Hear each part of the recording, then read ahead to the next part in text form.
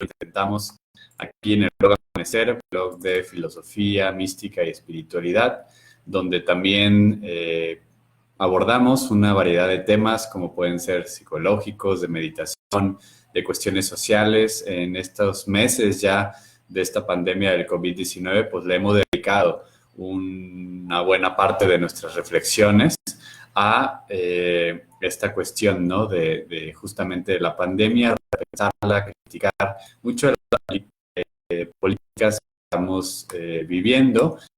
Pero, creemos pues bastante importante seguir criticando todo esto que estamos viviendo. Hemos hablado, por lo tanto, de una infinidad muy grande de temáticas. Y la sesión pasada, en el live pasado, tuvimos una presentación bastante interesante, una discusión que creo que fue muy fructífera, en el sentido de que me puse a pensar en voz alta a partir de uno de los comentarios de uno de ustedes que estuvo atenta, bueno, en este caso atento a uno de mis videos anteriores, y así esto a mí me interesa, ¿no? Mucho que así lo hagamos, ¿no? Que se vaya, digamos, construyendo algo mucho más colectivo. Y entonces en los comentarios que ustedes van poniendo en los videos, pues yo retomo esos comentarios, sus dudas, sus quejas, sus preguntas, ¿no? Y todo lo que van haciendo, pues para poderlo, digamos, ir comentando en futuros videos también. En este caso, el video anterior fue sobre esto de si es posible, o sea, lo hice a partir de una pregunta que me hicieron en YouTube, que fue que cómo le hacía para relacionarme con personas que no estaban iluminadas, ¿no? Y pues yo respondí con varias intuiciones personales diciendo que pues más bien la pregunta es cómo relacionarse con personas iluminadas, ¿no? Yo considero que nunca he conocido ninguna, o depende qué estamos entendiendo por estas nociones de iluminación, de despertar, ¿no? Por supuesto, en algunas ocasiones, pues tiene su que ver en algunas tradiciones, pero en otras, digamos, a mí el temor que me agarran este tipo de terminología es que puede terminar siendo también como una especie de división y jerarquización del asunto. Pero bueno, para que si quieren ver el video, más bien les invitaría, ¿no? A eso. Pero a partir de eso, otra persona, José García Parra, nos hizo el favor de hacer un comentario bastante interesante en el video en YouTube, donde ustedes también pueden, y les invitamos a suscribirse al canal de YouTube, darle like aquí en Facebook. Y bueno, José nos comenta lo siguiente, que bueno, a él le parecen a veces imposibles o extraños estos ideales de santidad e iluminación, pero después nos dice una cuestión que se me hace, un par de cuestiones que se nos hacen, que se me hace muy interesante, digamos, discutir. Uno dice que a veces tiene la sospecha de que el camino espiritual suele ser un poco solitario e incomprendido, y la segunda, que él pondría en duda que un estado espiritual pueda ser estático o que exista una receta universal. Quisiera comentar, por lo tanto, estas dos observaciones de José que se me hicieron muy interesantes, problematizarlas, no dar de respuestas, sino, como siempre, pues pensar en voz alta y ver cómo, si a ustedes les interesa o cómo va ese asunto. El primero es sobre si el camino espiritual tiene o qué tanto tiene de índole solitaria y de cuestión personal. En efecto, creo yo y mi propia experiencia diría que estoy de acuerdo que el camino espiritual tiene mucho de eso y que de hecho es muy importante atreverse a cultivar tanto la soledad como el silencio, el abandono, la solitud, el apartamiento, ¿no? de sistemas, no en general de la gente, y eso es justamente lo que quisiera subrayar. Es decir, ¿por qué entendemos qué estamos entendiendo por la cuestión de lo solitario o esta invitación a apartarnos muchas veces que implica el camino espiritual? Quiero, por un lado, decir que esto es un gran riesgo porque, digamos, el peligro consiste justamente en pensar que el camino espiritual es exclusivamente una aventura personal, ¿no? Una aventura del interior que la persona puede hacer sola de una manera bastante solipsista. Y esto obviamente es un peligro muy distinto en un contexto, por ejemplo, si nos vamos años anteriores, en la época medieval o en otra época donde la espiritualidad era distinto, porque la sociedad era totalmente comunitaria.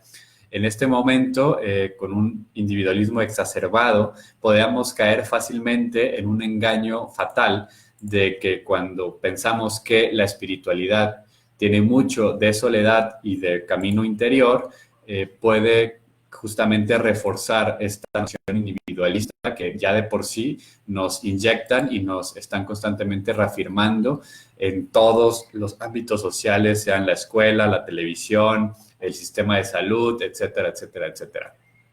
Sin embargo, el gran problema es que, o sea, por otro lado, sí que implica un proceso de soledad y de solitud, digamos, de apartamiento, y tiene que ver justamente con una noción de purificación.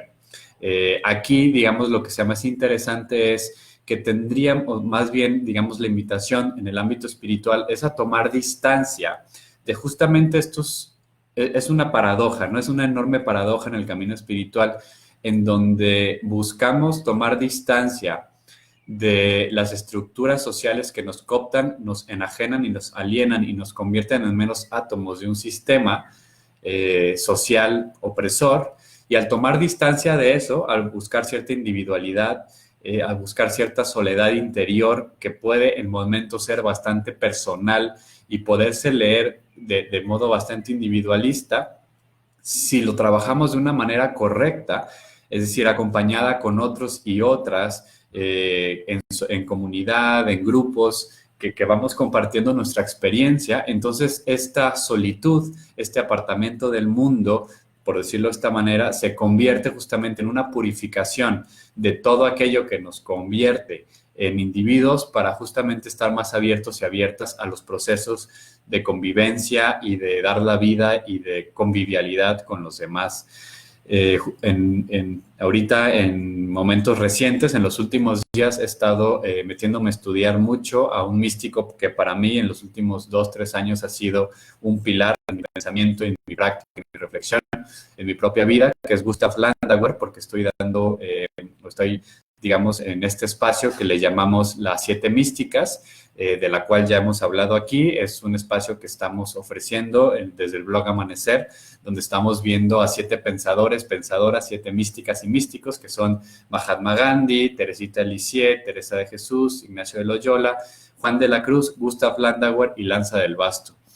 No es un curso, es un poco más como un taller, y varias de ustedes, los que están participando y vean este video, pues saben a qué me refiero, pero estamos ya, digamos, como haciendo muchos estos espacios, cursos, talleres, conferencias aquí en Amanecer, y justo estamos en este momento hablando de la cuestión de Gustav Landauer, ¿no? Gustav Landauer como este pensador que escribe un libro increíble, de hecho, pues más que un libro, porque son escasas páginas para realmente que sea un libro, se llama A la comunidad a través de la separación. Y justamente todo lo que él aborda en estas breves 10, 15 páginas es cómo esta paradoja de, por medio de alejarnos y separarnos, tomar distancia de esta masa, ¿no? De esta cuestión informe en la cual nos encapsula esta sociedad del consumo, esta sociedad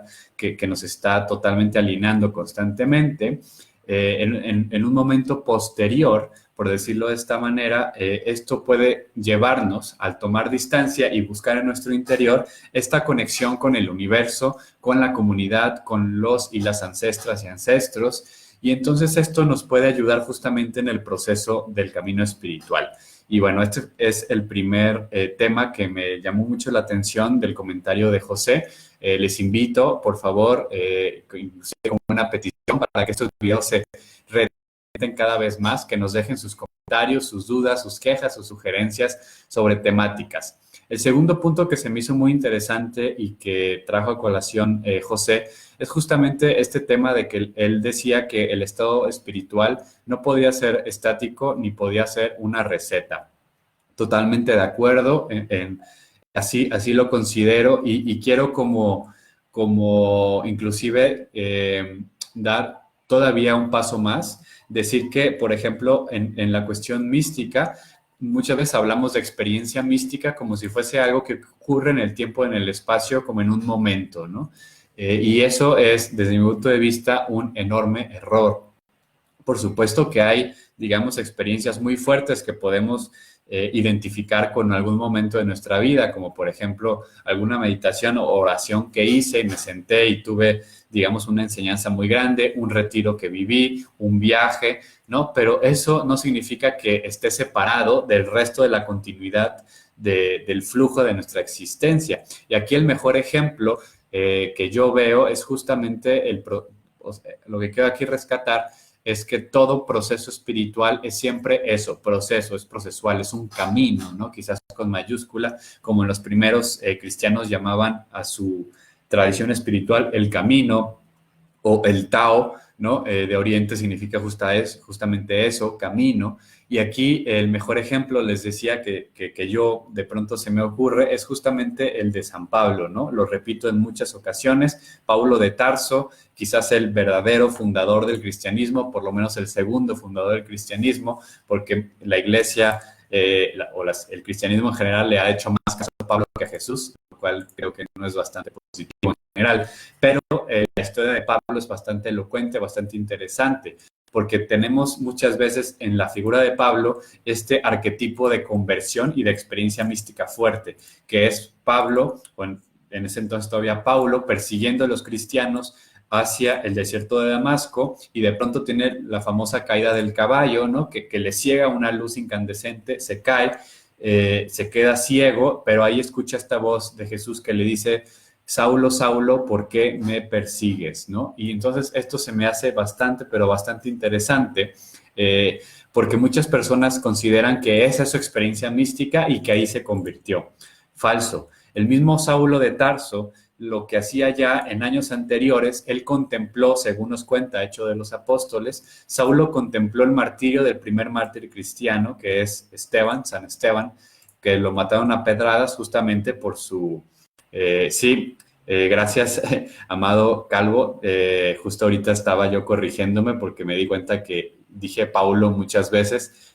Suelo combinar la palabra Pablo y Saulo y entonces por resultado surge Paulo. Pero ya en estas últimas dije justamente Saulo, tomando conciencia del error, pero gracias por comentarlo allí. Y como estaba diciendo, Saulo, ¿no? Que muchas veces vemos como su caída del caballo, como la gran conversión experiencia mística, que por supuesto, ¿no? Es un momento fundamental en su historia espiritual.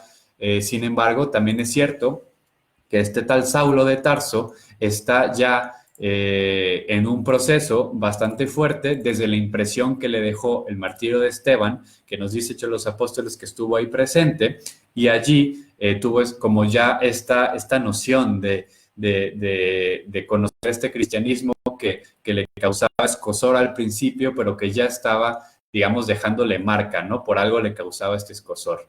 Entonces, esto es, digamos, un poco rescatando este planteamiento de José que se me hizo bastante importante tratar en un video, que es esta cuestión, ¿no? Esta cuestión de la problemática que a veces pensamos que el proceso espiritual tiene una receta y es siempre de la misma manera y que es por este camino, o que las experiencias son algo así que de pronto ya alcanzamos un estado de conciencia elevadísimo y ya todo lo alcanzamos y se terminó, ¿no? El gran asunto, sino que es todo lo contrario, sino que es en realidad un camino que jamás termina, es un camino que es proceso y que podemos también tropezar, pero la diferencia entre los primeros tropiezos y los tropiezos, digamos, diría yo, en un camino más maduro, un camino más comprometido, sería justamente que somos cada vez más capaces de ir comprendiendo y aprendiendo de estos tropiezos, subidas y bajadas del propio proceso espiritual. Bueno, pues muchísimas gracias por conectarse a esta sesión de los domingos, aquí que en el blog Amanecer tratamos de ofrecer para compartir con ustedes, dialogar un poquito. Mi nombre es Elías González. y me encargo de estas sesiones de los domingos, pero también tenemos otros materiales, otras programaciones interesantes que les invitamos a conocer. Por ejemplo, están los miércoles a las 6:30 de la tarde-noche en horario de México. Mi compañero Salvador, que también está compartiendo meditaciones. Tenemos también los martes, miércoles y jueves los podcasts, que son podcasts de mis otros compañeros que también están participando, Manuel Ruelas, Rodrigo, Miguel, que están con los podcasts y les invitamos, por lo tanto, a que se suscriban, no solo al Facebook, por supuesto, al Facebook, le den like, también al canal de YouTube, pero también a Spotify, donde ahí pueden encontrar estos podcasts bastante interesantes sobre temas de filosofía, religión. Por ejemplo, mi compañero Rodrigo, en su espacio de Hacia la Luz, está comentando, haciendo entrevistas a personas que saben mucho sobre estos temas. Entonces tiene algunas sobre, por ejemplo, la no dualidad en la India, tiene otras sobre algunos entrevistas a griegos ortodoxos. Está bastante interesante lo que ahí pueden encontrar. Pues muchísimas gracias, bendiciones, estamos en contacto.